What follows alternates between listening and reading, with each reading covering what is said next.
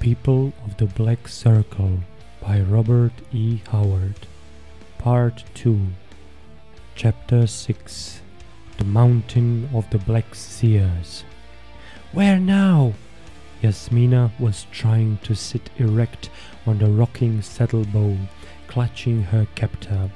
She was conscious of a recognition of shame that she should not find unpleasant the feel of his muscular flesh under her fingers.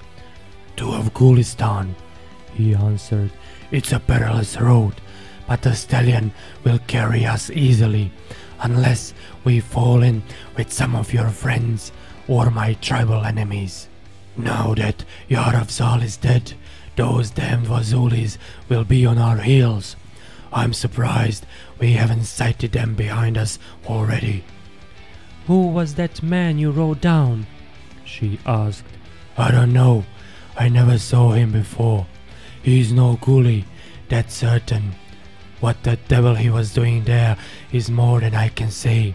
There was a girl with him too." "Yes." Her gaze was shadowed.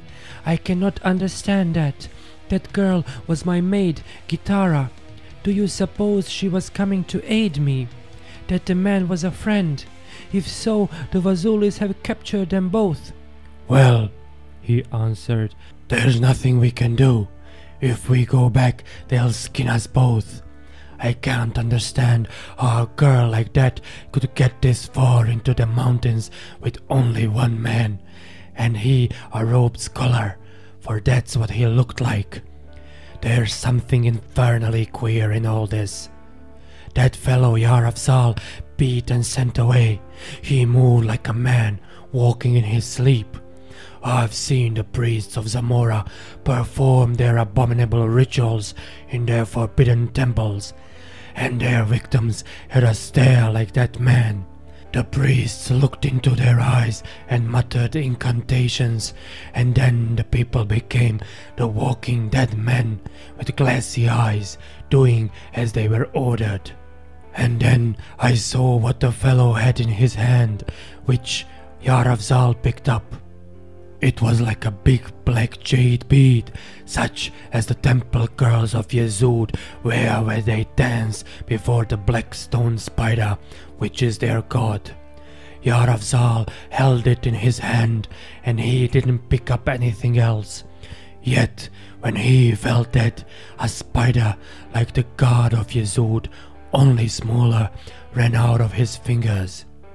And then, when the Wazulis stood uncertain there, a voice cried out from them to kill me. And I know that voice didn't come from any of the warriors, nor from the women who watched by the huts. It seemed to come from above." Yasmina did not reply. She glanced at the stark outlines of the mountains all about them and shuddered. Her soul shrank from their gaunt brutality. This was a grim, naked land where anything might happen. Age-old traditions invested it with shuddery horror for anyone born in the hot, luxuriant southern plains. The sun was high, beating down with fierce heat, yet the wind that blew in fitful gusts seemed to sweep off slopes of ice. Once she heard a strange rushing above them that was not the sweep of the wind, and from the way Conan looked up, she knew it was not a common sound to him either. She thought that a strip of the cold blue sky was momentarily blurred, as if some all but invisible object had swept between it and herself, but she could not be sure. Neither made any comment, but Conan loosened his knife in his scabbard. They were following a faintly marked path dipping down into ravines so deep the sun never struck bottom, laboring up steep slopes where loose shale threatened to slide from beneath their feet, and following knife-edge ridges with blue-hazed echoing depths on either hand. The sun had passed its zenith when they crossed a narrow trail winding among the crags. Conan reined the horse aside and followed it southward, going almost at right angles to their former course. "A Galzai village is at one end of this trail," he explained. "The women follow it to a well for water. You need new garments." Glancing down at her filmy attire, Yasmina agreed with him. Her cloth of gold slippers were in tatters, her robes and silken undergarments torn to shreds that scarcely held together decently. Garments meant for the streets of Peshkauri were scarcely appropriate for the crags of the Himalayas. Coming to a crook in the trail, Conan dismounted, helped Yasmina down, and waited. Presently he nodded, though she heard nothing. "A woman coming along the trail," he remarked. In sudden panic she clutched his arm. "You will not kill her?" "I don't kill women ordinarily," he grunted, "though some of the hill women are she-wolves. No," he grinned as at a huge jest, "by Crom, I'll pay for her clothes. How is that?" He displayed a large handful of gold coins and replaced all but the largest. She nodded, much relieved. It was perhaps natural for men to slay and die. Her flesh crawled at the thought of watching the butchery of a woman. Presently a woman appeared around the crook of the trail, a tall, slim Galzai girl, straight as a young sapling, bearing a great empty gourd. She stopped short, and the gourd fell from her hands when she saw them. She wavered as though to run, then realized that Conan was too close to her to allow her to escape, and so she stood still, staring at them with a mixed expression of fear and curiosity. Conan displayed the gold coin. "If you will give this woman your garments," he said, "I will give you this money." The response was instant. The girl smiled broadly with surprise and delight, and, with the disdain of a hill woman for prudish conventions, promptly yanked off her sleeveless embroidered vest, slipped down her wide trousers and stepped out of them, twitched off her wide-sleeved shirt and kicked off her sandals. Bundling them all in a bunch, she proffered them to Conan, who handed them to the astonished Devi. "Get behind that rock and put these on," he directed, further proving himself no native hill man. "Fold your robes up into a bundle and bring them to me when you come out." "The money!" clamored the hill girl, stretching out her hands eagerly. "The gold you promised me!" Conan flipped the coin to her. She caught it, bit, then thrust it into her hair, bent and caught up the gourd and went on down the path, as devoid of self-consciousness as of garments. Conan waited with some impatience while the Devi, for the first time in her pampered life, dressed herself. When she stepped from behind a rock, he swore in surprise, and she felt a curious rush of emotions at the unrestrained admiration burning in his fierce blue eyes.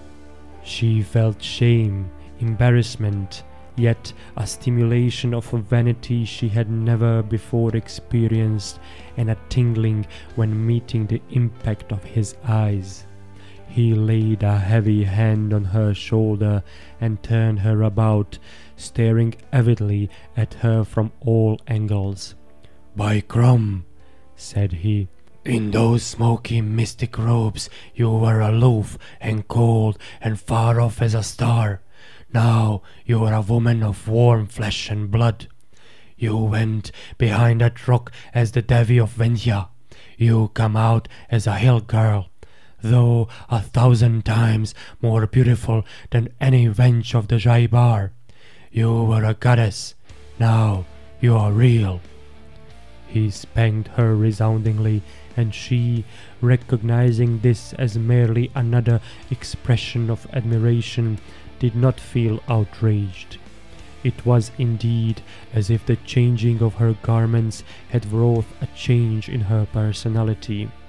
The feelings and sensations she had suppressed rose to domination in her now, as if the queenly robes she had cast off had been material shackles and inhibitions.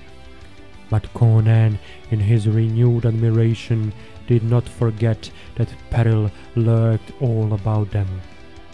The farther they drew away from the region of the Hybor, the less likely he was to encounter any Kshatriya troops. On the other hand, he had been listening all throughout their flight for sounds that would tell him the vengeful Vazulis of Kurun were on his heels. Swinging the Devi up, he followed her into the saddle and again reined the stallion westward. The bundle of garments she had given him he hurled over a cliff to fall into the depths of a 1,000-foot gorge. "Why did you do that?" she asked. "Why did you not give them to the girl?" "The riders from Peshkhauri are combing these hills," he said. "They'll be ambushed and harried at every turn, and by way of reprisal they'll destroy every village they can take. They may turn westward any time. If they found a girl wearing your garments, they torture her into talking, and she might put them on my trail." "What will she do?" asked Yasmina. "Go back to her village and tell her people that a stranger attacked her," he answered. "She'll have them on our track, all right. But she had to go on and get the water first, if she dare go back without it. They whip the skin off her. That gives us a long start. They'll never catch us. By nightfall we'll cross the Afghuli border." "There are no paths or signs of human habitation in these parts," she commented. "Even for the Himalayans, this region seems singularly deserted. We have not seen a trail since we left the one where we met the Galzai woman." For answer, he pointed to the northwest, where she glimpsed a peak in a notch of the crags. "Yimsha," grunted Conan. "The tribes build their villages as far from the mountains as they can." She was instantly rigid with attention. "Yimsha," she whispered, "the mountain of the Black Seers." "So they say," he answered. "This is as near as I ever approached it. I have swung north to avoid any Kshatriya troops that might be prowling through the hills. The regular trail from Kurum to Afghanistan lies further south. This is an ancient one and seldom used." She was staring intently at the distant peak. Her nails bit into her pink palms.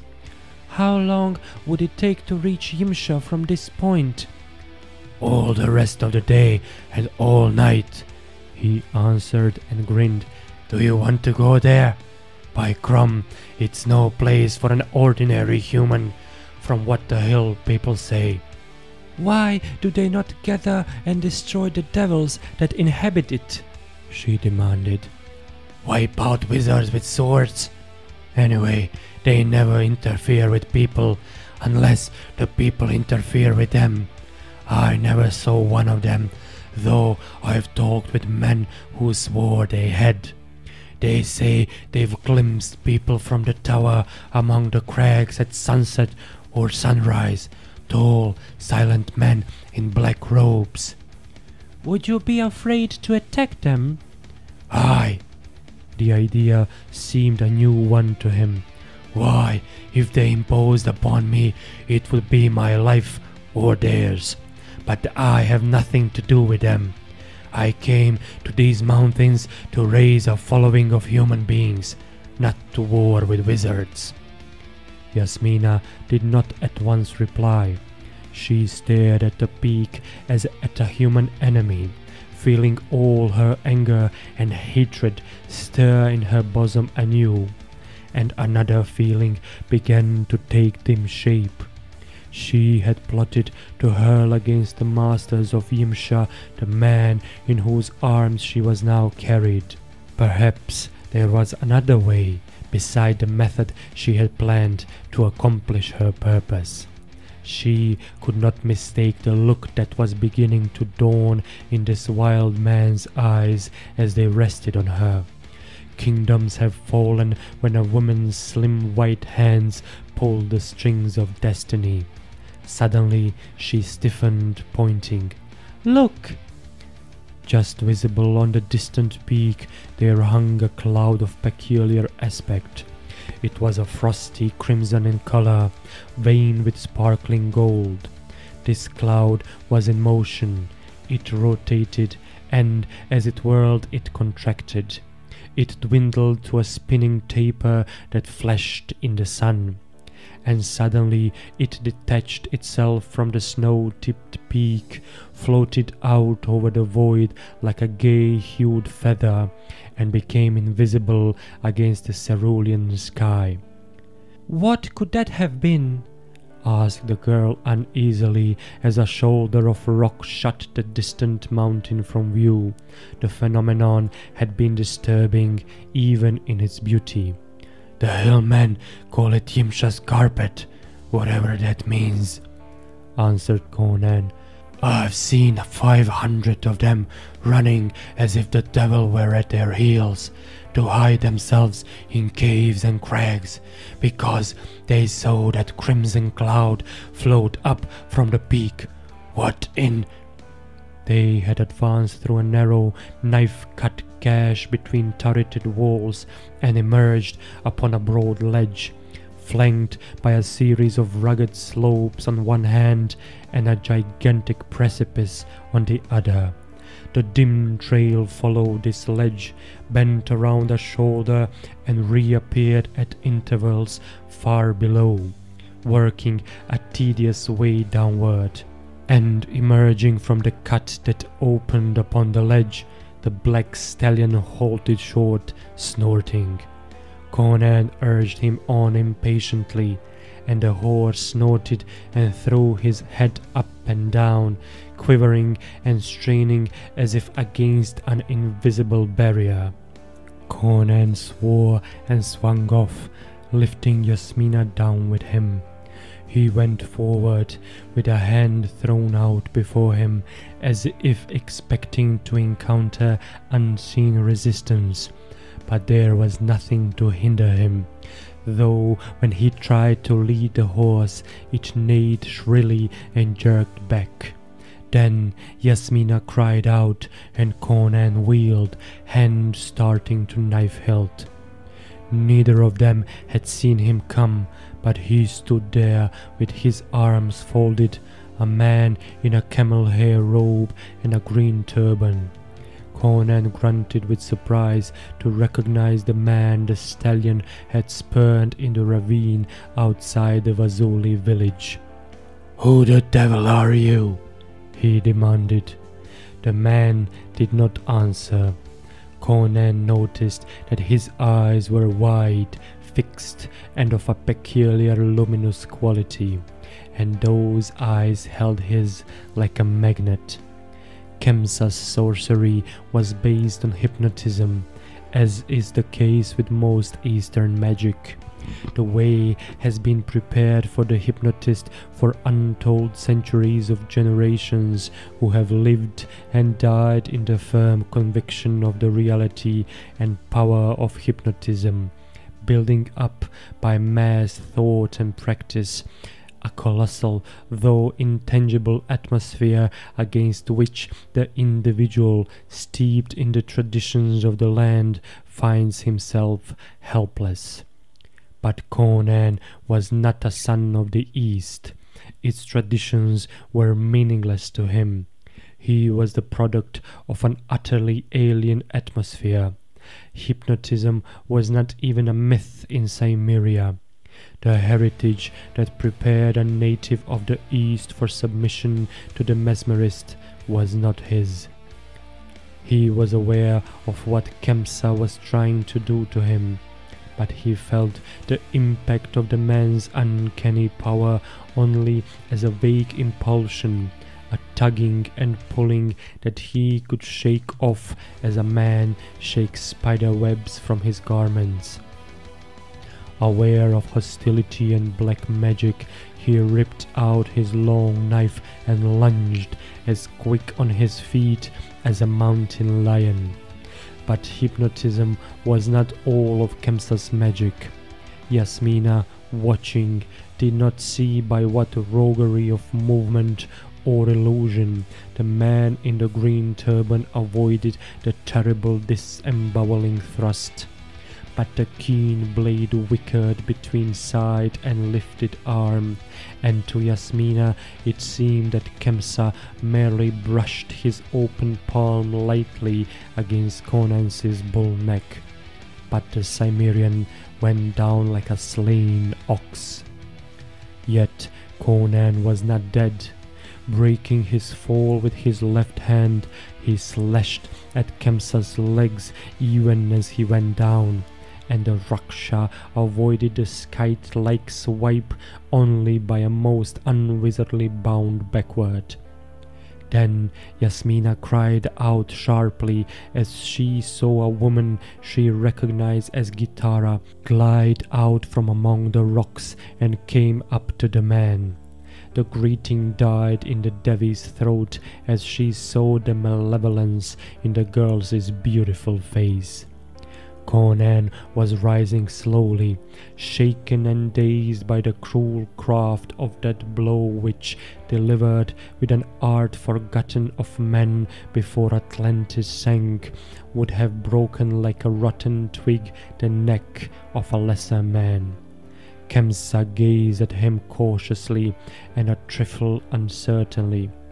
The Raksha had learned the full flood of his own power when he faced at bay the knives of the maddened Vazulis in the ravine behind Kurum village, but the Cimmerian's resistance had perhaps shaken his new-found confidence a trifle.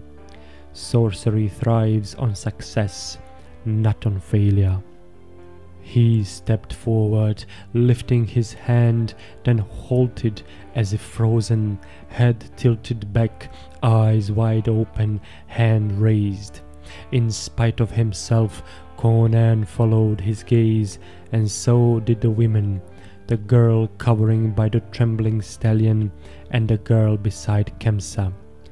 Down the mountain slopes, like a whirl of shining dust blown before the wind, a crimson conoid cloud came dancing.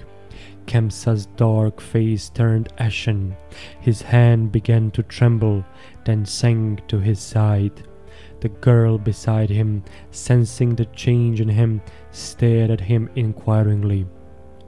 The crimson shape left the mountain slope and came down in a long arching sweep.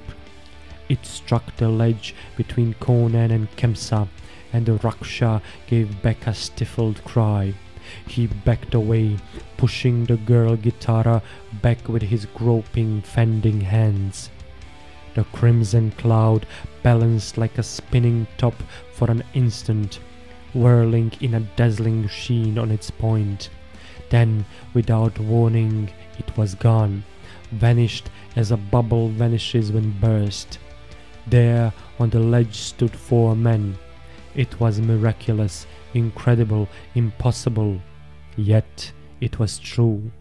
They were not ghosts or phantoms. They were 4 tall men with shaven, vulture-like heads, the black robes that hid their feet. Their hands were concealed by their wide sleeves. They stood in silence, their naked heads nodding slightly in unison. They were facing Kemsa, but behind them Conan felt his own blood turning to ice in his veins.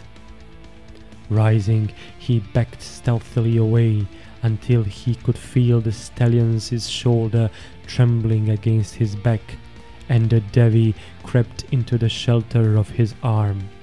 There was no word spoken. Silence hung like a stifling pall. All four of the men in black robes stared at Kemsa. Their vulture-like faces were immobile, their eyes introspective and contemplative. But Kemsa shook like a man in an ague. His feet were braced on the rock, his calves straining as if in physical combat. Sweat ran in streams down his dark face. His right hand locked on something under his brown robe so desperately that the blood ebbed from that hand and left it white. His left hand fell on the shoulder of Gitara and clutched in agony like the grasp of a drowning man. She did not flinch or whimper, though his fingers dug like talons into her firm flesh. Conan had witnessed hundreds of battles in his wild life, but never one like this, wherein four diabolical wills sought to beat down one lesser but equally devilish will that opposed them. But he only faintly sensed the monstrous quality of that hideous struggle. With his back to the wall, driven to bay by his former masters, Kemsa was fighting for his life with all the dark power, all the frightful knowledge they had taught him through long, grim years of neophytism and vassalage. He was stronger than even he had guessed, and the free exercise of his powers in his own behalf had tapped unsuspected reservoirs of forces. And he was nerved to super energy by frantic fear and desperation.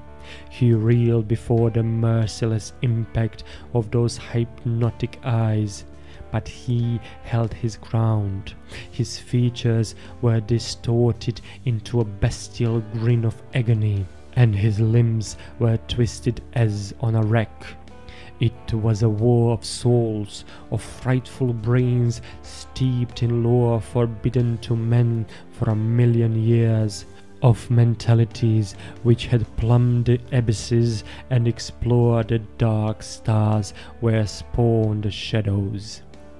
Yasmina understood this better than did Conan, and she dimly understood why Kemsa could withstand the concentrated impact of those four hellish wills, which might have blasted into atoms the very rock on which he stood.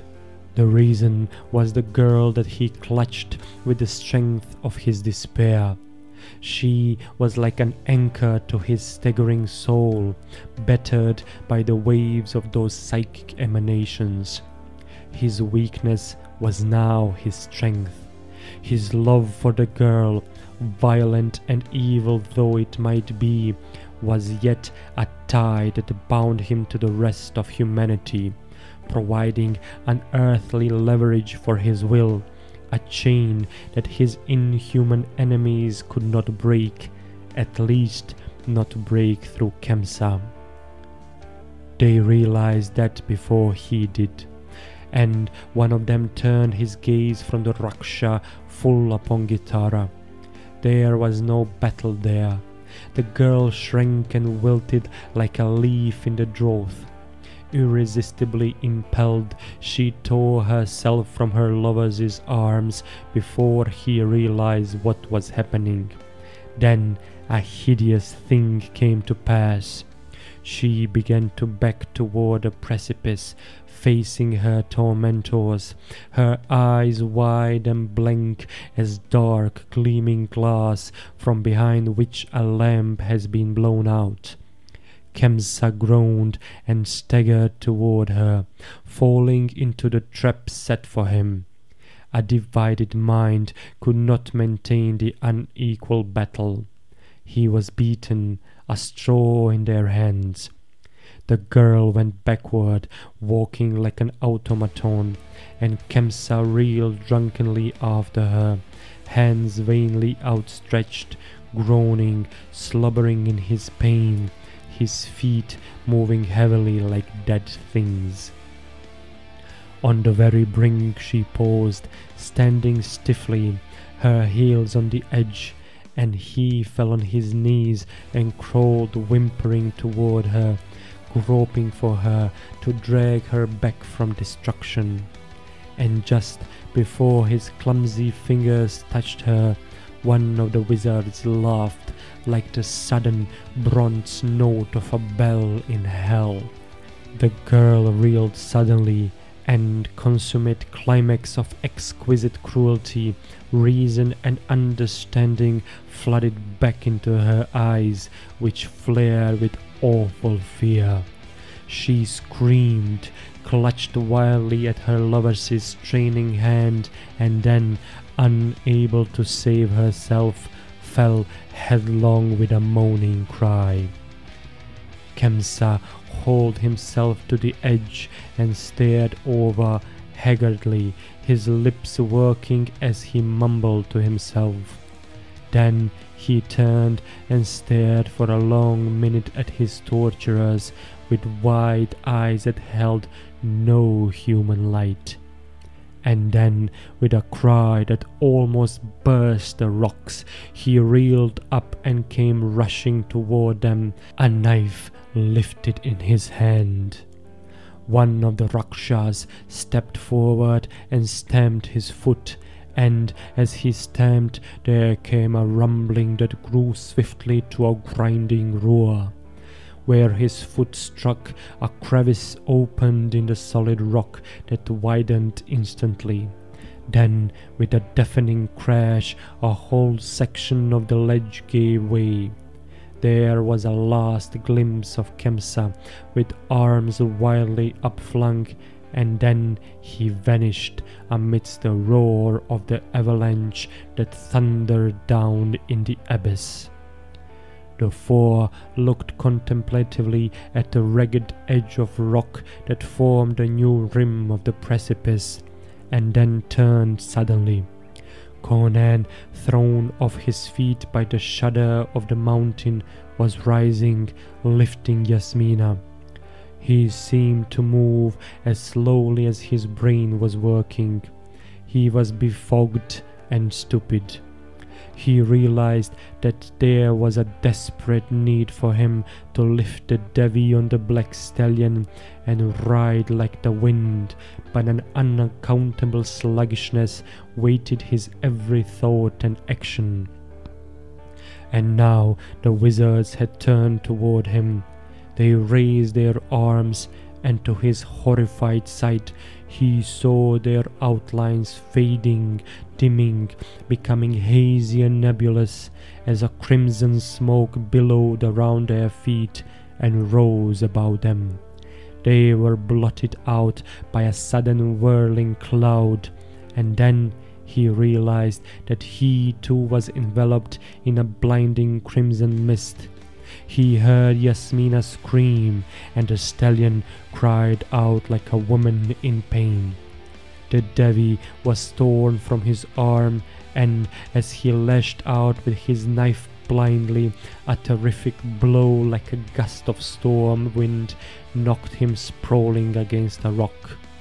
Dazedly, he saw a crimson conoid cloud spinning up and over the mountain slopes. Yasmina was gone, and so were the four men in black. Only the terrified stallion shared the ledge with him. Chapter 7. On to Yimsha. As mists vanish before a strong wind, the cobwebs vanished from Conan's brain. With a searing curse, he leaped into the saddle, and the stallion reared neighing beneath him. He glared up the slopes, hesitated, and then turned down the trail in the direction he had been going when halted by Kemsa's trickery. But now he did not ride at a measured gait.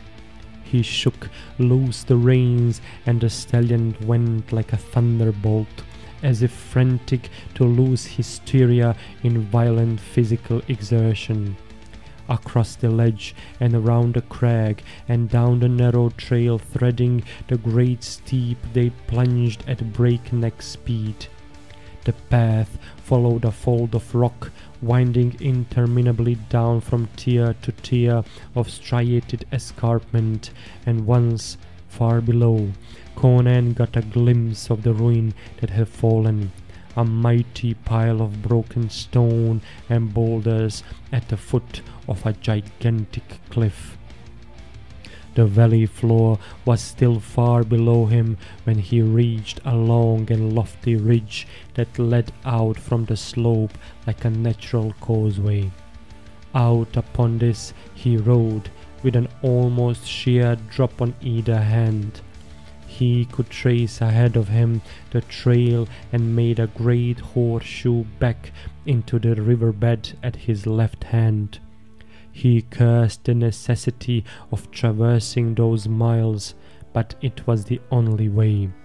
To try to descend to the lower lap of the trail here would be to attempt the impossible.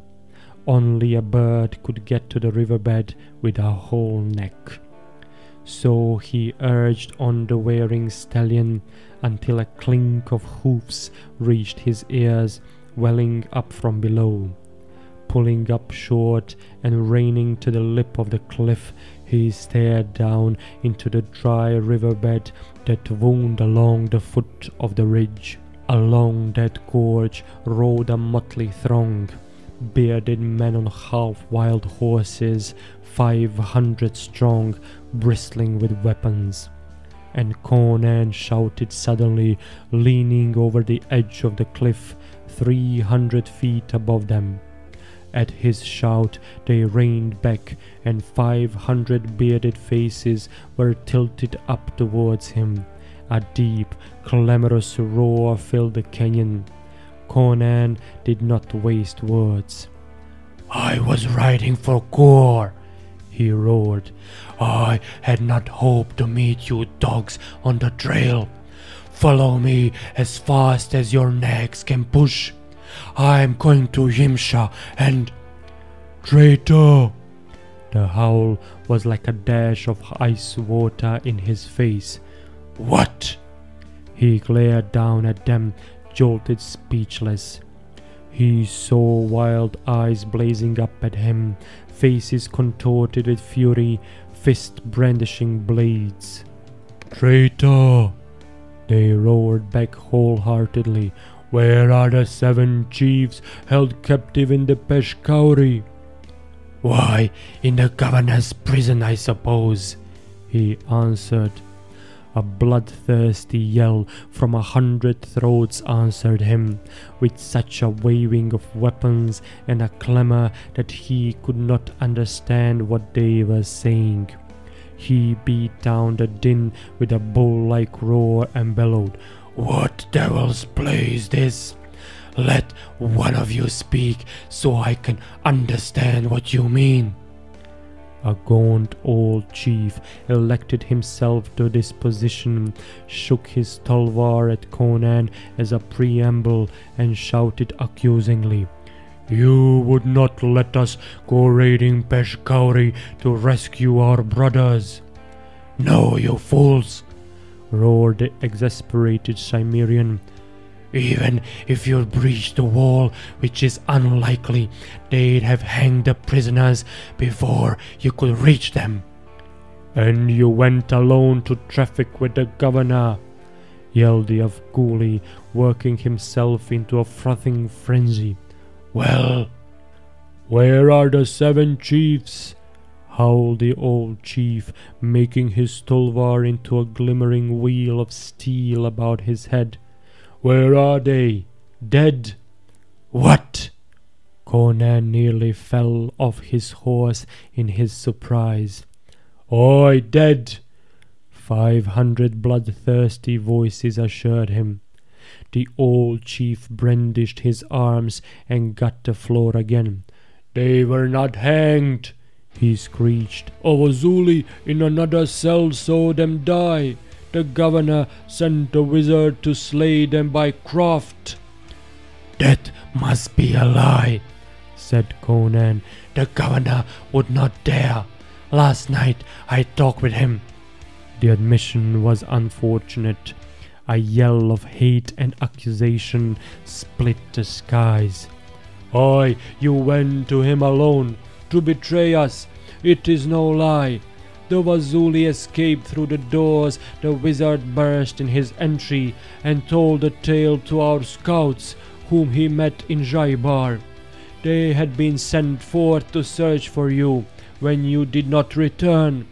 When they heard the Wazuli's tale, they returned with all haste to Gore, and we saddled our steeds and girt our swords." "And what do you fools mean to do?" demanded the Cimmerian. "To avenge our brothers," they howled. "Death to the Kshatriyas! Slay him, brothers! He is a traitor!" Arrows began to rattle around him. Conan rose in his stirrups, striving to make himself heard above the tumult, and then, with a roar of mingled rage, defiance, and disgust, he wheeled and galloped back up the trail. Behind him and below him, the Afghulis came pelting, mouthing their rage, too furious even to remember that the only way they could reach the height whereon he rode was to traverse the riverbed in the other direction, make the broad bend, and follow the twisting trail up over the ridge. When they did remember this and turned back, their repudiated chief had almost reached the point where the ridge joined the escarpment. At the cliff, he did not take the trail by which he had descended, but turned off on another, a mere trace along a rock fold, where the stallion scrambled for footing. He had not ridden far when the stallion snorted and sheered back from something lying in the trail. Conan stared down on the travesty of a man, a broken, shredded, bloody heap that gibbered and gnashed splintered teeth. Impelled by some obscure reason, Conan dismounted and stood looking down at the ghastly shape, knowing that he was witness of a thing miraculous and opposed to nature. The Raksha lifted his gory head, and his strange eyes, glazed with agony and approaching death, rested on Conan with recognition. "Where are they?" It was a wrecking croak, not even remotely resembling a human voice. "Gone back to their damnable castle on Yimsha," grunted Conan. "They took the Devi with them." "I will go," muttered the man. "I will follow them. They killed Gitara. I will kill them. The acolytes, the four of the Black Circle, the master himself. Kill them all." He strove to drag his mutilated frame along the rock, but not even his indomitable will could animate that gory mass longer, where the splintered bones hung together only by torn tissue and ruptured fiber. "Follow them," raved Kemsa, drooling a bloody slaver. "Follow." "I'm going to," growled Conan. "I went to fetch my Afghulis, but they've turned on me. I'm going on to Yimsha alone. I'll have the Devi back if I have to tear down that damned mountain with my bare hands. I didn't think the governor would dare kill my headman when I had the Devi, but it seems he did. I'll have his head for that. She's no use to me now as a hostage, but—" "The curse of Yizil on them," gasped Kemsa. "Go, I'm dying. Wait, take my girdle." He tried to fumble with a mangled hand at his tatters, and Conan, understanding what he sought to convey, bent and drew from about his gory waist a girdle of curious aspect. "Follow the golden vein through the abyss," muttered Kemsa. "Wear the girdle. I had it from a Stygian priest. It will aid you, though it failed me at last. Break the crystal globe with the 4 golden pomegranates. Beware of the master's transmutations. I am going to Gitara. She is waiting for me in hell.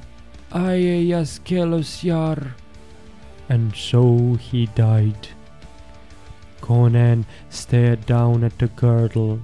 The hair of which it was woven was not horsehair. He was convinced that it was woven of the thick black tresses of a woman. Set in the thick mesh were tiny jewels such as he had never seen before. The buckle was strangely made in the form of a golden serpent head, flat, wedge-shaped and scaled with curious art. A strong shudder shook Conan as he handled it, and he turned as though to cast it over the precipice. Then he hesitated and finally buckled it about his waist under the Baccariot girdle. Then he mounted and pushed on. The sun had sunk behind the crags. He climbed the trail in the vast shadow of the cliffs that was thrown out like a dark blue mantle over valleys and ridges far below. He was not far from the crest when, edging around the shoulder of a jutting crag, he heard a clink of shod hoofs ahead of him. He did not turn back.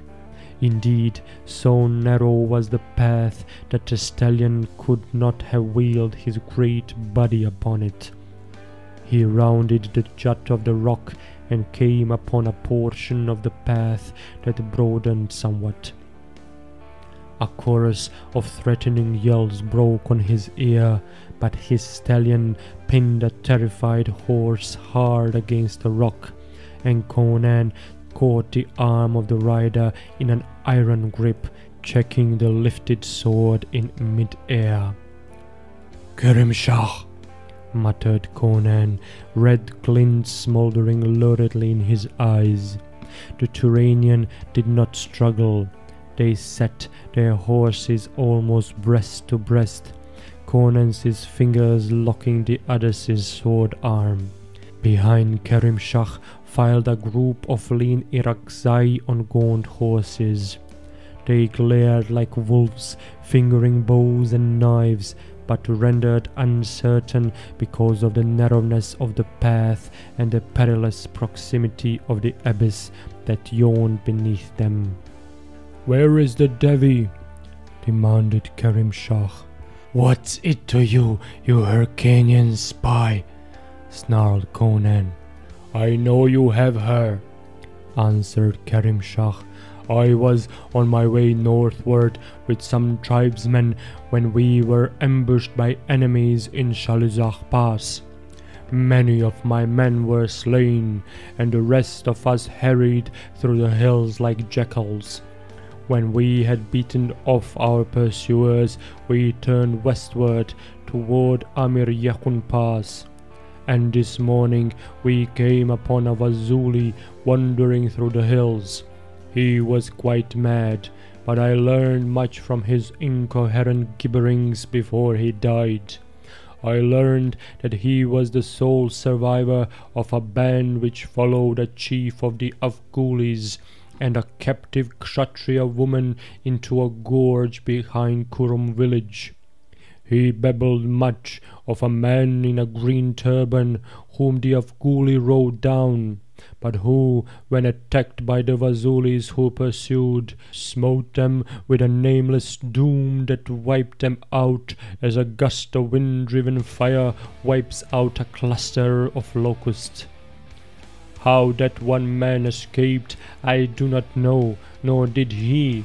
but I knew from his maunderings that Conan of Gore had been in Kroom with his royal captive, and as we made our way through the hills, we overtook a naked Gulzai girl bearing a gourd of water, who told us a tale of having been stripped and ravished by a giant foreigner in the garb of an Afghuli chief, who, she said, gave her garments to a Vendhyan woman who accompanied him. She said you rode westward. Kerim Shah did not consider it necessary to explain that he had been on his way to keep his rendezvous with the expected troops from Secundaram when he found his way barred by hostile tribesmen. The road to Gurashakh Valley through Shalizah Pass was longer than the road that wound through Amir Yehun Pass, but the latter traversed part of the Afghuli country, which Kerim Shah had been anxious to avoid until he came with an army. Barred from the Shalizah road, however, he had turned to the forbidden route until news that Conan had not yet reached Afghanistan with his captive had caused him to turn southward and push on recklessly in the hope of overtaking the Cimmerian in the hills. "So you had better tell me where the Devi is," suggested Kerim Shah. "We outnumber you." "Let one of your dogs knock a shaft and I'll throw you over the cliff," Conan promised.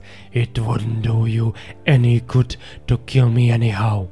500 Afghulis are on my trail, and if they find you've cheated them, they'll flay you alive. Anyway, I haven't got the Devi. She's in the hands of the Black Seers of Yimsha." "Tarim," swore Kerim Shah softly, shaken out of his poise for the first time. Kemsa's dead," grunted Conan. "His masters sent him to hell on a landslide. And now get out of my way. I'll be glad to kill you if I had the time, but I'm on my way to Yimsha."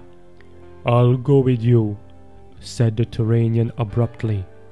Conan laughed at him. "Do you think I trust you, you Hyrcanian dog?"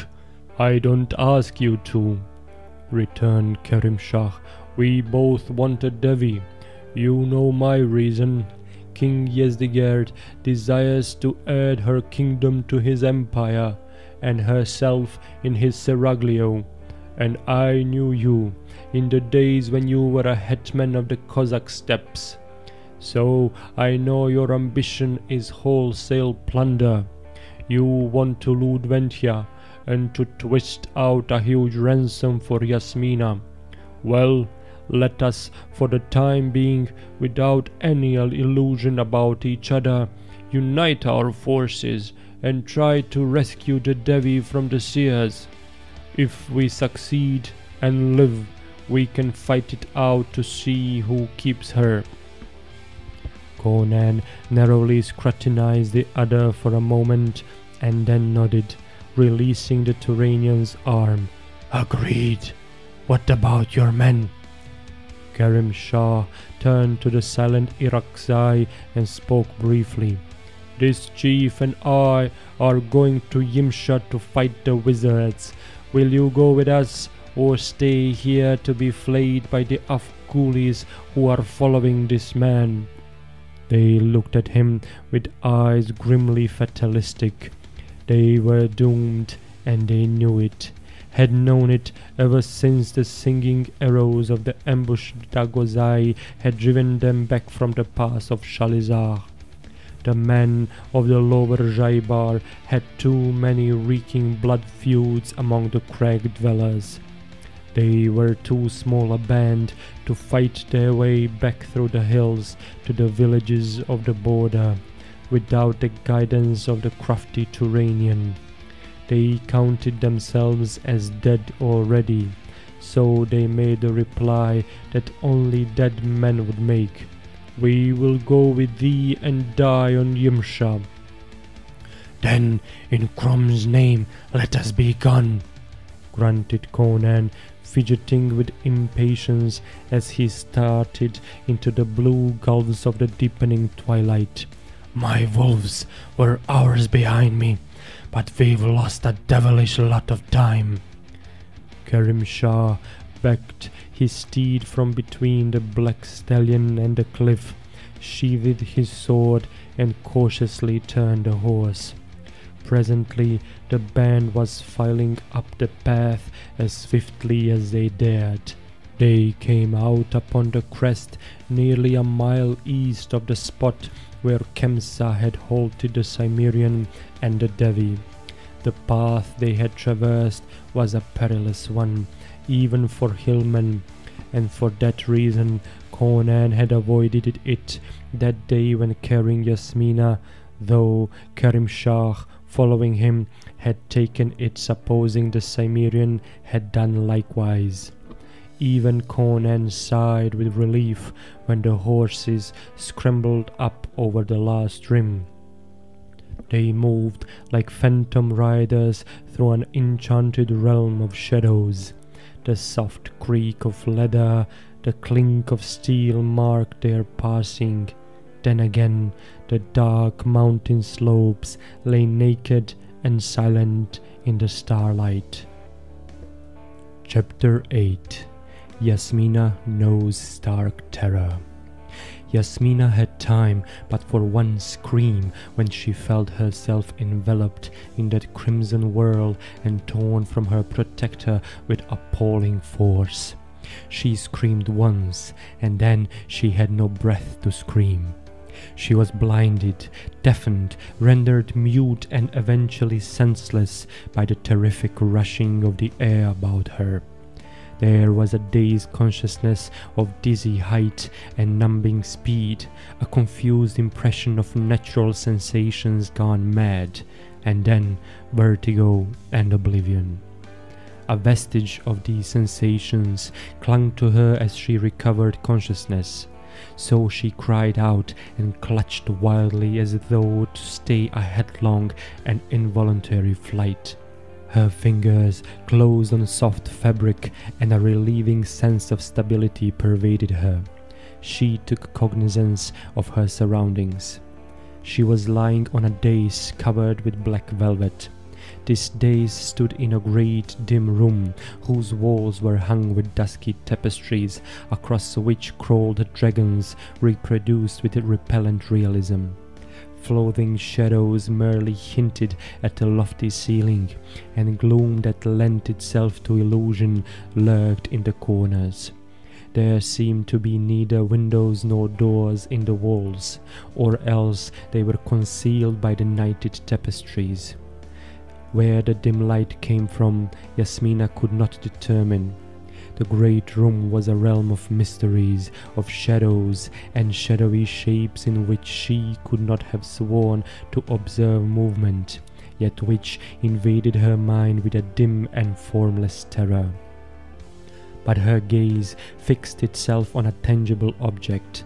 On another, smaller dais of jet, a few feet away, a man sat cross-legged, gazing contemplatively at her.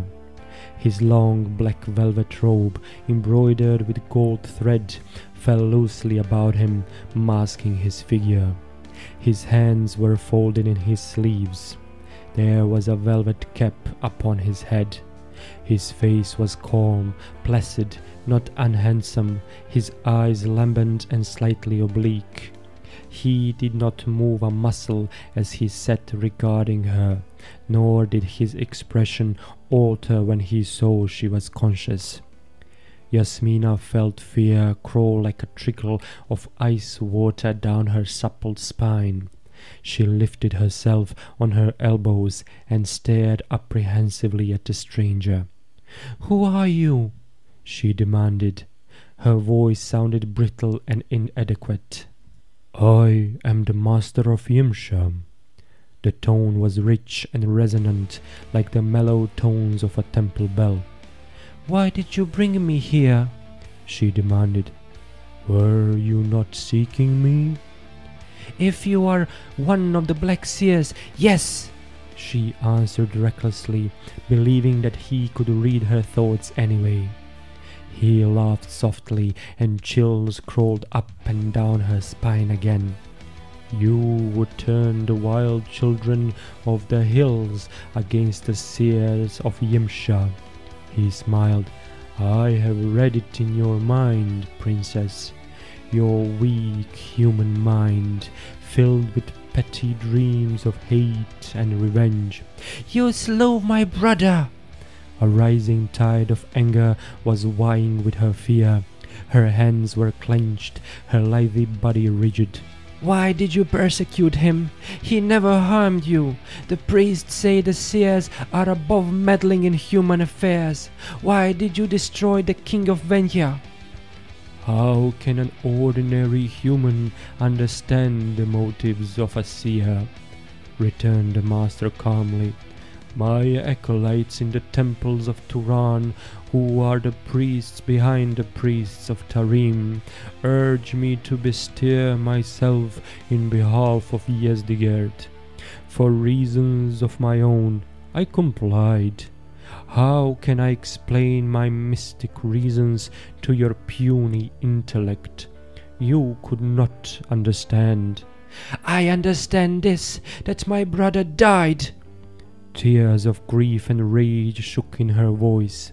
She rose upon her knees and stared at him with wide blazing eyes, as supple and dangerous in that moment as a she-panther.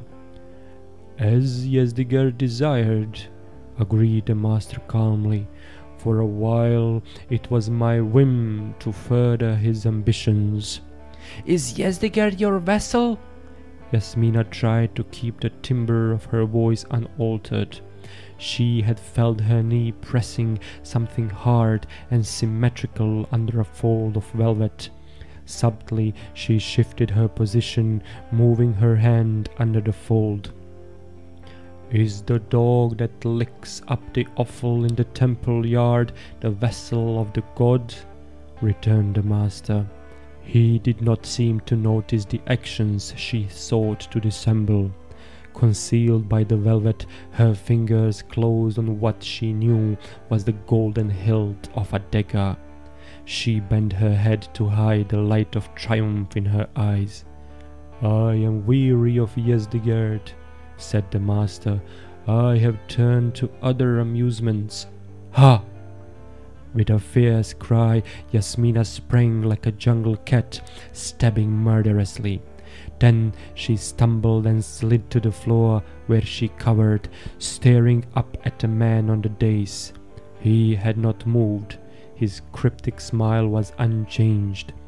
Tremblingly, she lifted her hand and stared at it with dilated eyes. There was no dagger in her fingers. They grasped a stalk of golden lotus, the crushed blossoms drooping on the bruised stem. She dropped it as if it had been a viper and scrambled away from the proximity of her tormentor. She returned to her own dais because that was at least more dignified for a queen than grovelling on the floor at the feet of a sorcerer, and eyed him apprehensively, expecting reprisals. But the master made no move. All substance is one to him who holds the key of the cosmos, he said cryptically. To an adept nothing is immutable. At will, steel blossoms bloom in unnamed gardens, or flower swords flash in the moonlight. You are a devil, she sobbed. Not I, he laughed. I was born on this planet long ago. Once I was a common man, nor have I lost all human attributes in the numberless eons of my adeptship. A human steeped in the dark arts is greater than a devil. I am of human origin, but I rule demons. You have seen the lords of the Black Circle. It would blast your soul to hear from what far realm I summoned them, and from what doom I guard them with ensorcelled crystal and golden serpents. But only I can rule them. My foolish Kemsa thought to make himself great. Poor fool, bursting material doors and hurtling himself and his mistress through the air from hill to hill. Yet, if he had not been destroyed, his power might have grown to rival mine. He laughed again. And you, poor silly thing, plotting to send a hairy hill chief to storm Yimsha. It was such a jest that I myself could have designed, had it occurred to me that you should fall in his hands. And I read in your childish mind an intention to seduce by your feminine wiles to attempt your purpose anyway. But for all your stupidity, you are a woman fair to look upon. It is my whim to keep you for my slave." The daughter of 1,000 proud emperors gasped with shame and fury at the word. "You dare not!" His mocking laughter cut her like a whip across her naked shoulders. "The king dares not trample a worm in the road. Little fool, do you not realize that your royal pride is no more than a straw blown on the wind? I, who have known the kisses of the queens of hell. You have seen how I deal with a rebel." Cowed and awed, the girl crouched on the velvet-covered dais. The light grew dimmer and more phantom-like. The features of the master became shadowy. His voice took on a newer tone of command. "I will never yield to you." Her voice trembled with fear, but it carried a ring of resolution. "You will yield," he answered with horrible conviction. "Fear and pain shall teach you. I will lash you with horror and agony to the last quivering ounce of your endurance, until you become as melted wax to be bent and molded in my hands as I desire. You shall know such discipline as no mortal woman ever knew, until my slightest command is to you as the unalterable will of the gods. And first, to humble your pride, you shall travel back through the lost ages and view all the shapes that have been you. Aye, Yillakosa." At these words, the shadowy room swam before Yasmina's affrighted gaze. The roots of her hair prickled her scalp, and her tongue clove to her palate. Somewhere a gong sounded a deep, ominous note. The dragons on the tapestries glowed like blue fire, and then faded out. The master on his dais was but a shapeless shadow. The dim light gave way to soft, thick darkness, almost tangible, that pulsed with strange radiations. She could no longer see the master. She could see nothing. She had a strange sensation that the walls and ceiling had withdrawn immensely from her. Then, somewhere in the darkness, a glow began, like a firefly that rhythmically dimmed and quickened. It grew to a golden ball, and as it expanded, its light grew more intense, flaming whitely. It burst suddenly, showering the darkness with white sparks that did not illumine the shadows. But like an impression left in the gloom, a faint luminance remained and revealed a slender, dusky shaft shooting up from the shadowy floor. Under the girl's dilated gaze it spread, took shape.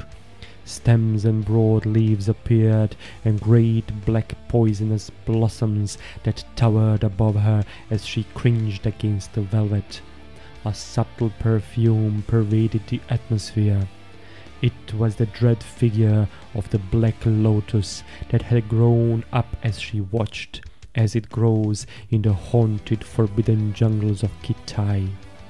The broad leaves were murmurous with evil life.